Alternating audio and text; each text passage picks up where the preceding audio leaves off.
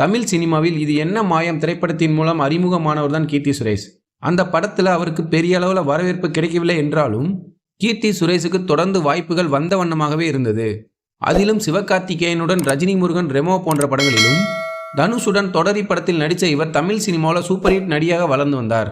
தமிழ் சினிமாவில் முன்னணி நடிகர்களுடன் ஜோடி போட்டதையும் தாண்டி கதையின் நாயகியாக கீர்த்தி சுரேஷ் நடித்த மகாநடி திரைப்படம் இவரின் கெரியரையே மாற்றியது என்றுதான் சொல்ல வேண்டும். மேலும் சினிமாவில் நல்ல கதைகளை தேர்வு செய்து நடித்து வந்த நிலையில் தன்னுடைய நீண்டகால காதலரான ஆண்டனி தொட்டிலை கடந்த ஆண்டு முறைப்படி திருமணம் செய்து கொண்டார்.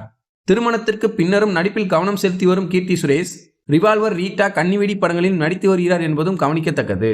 இந்த நிலையில் பேட்டிகளில் கலந்து கொள்ளும் கீர்த்தி சுரேஷிடம் மறுபடியும் லாக்டவுன் வைத்தால் ஒரே வீட்டில் யாருடன் இருக்க விரும்புவீர்கள் என கேள்விகள் எழுப்பப்பட்டது.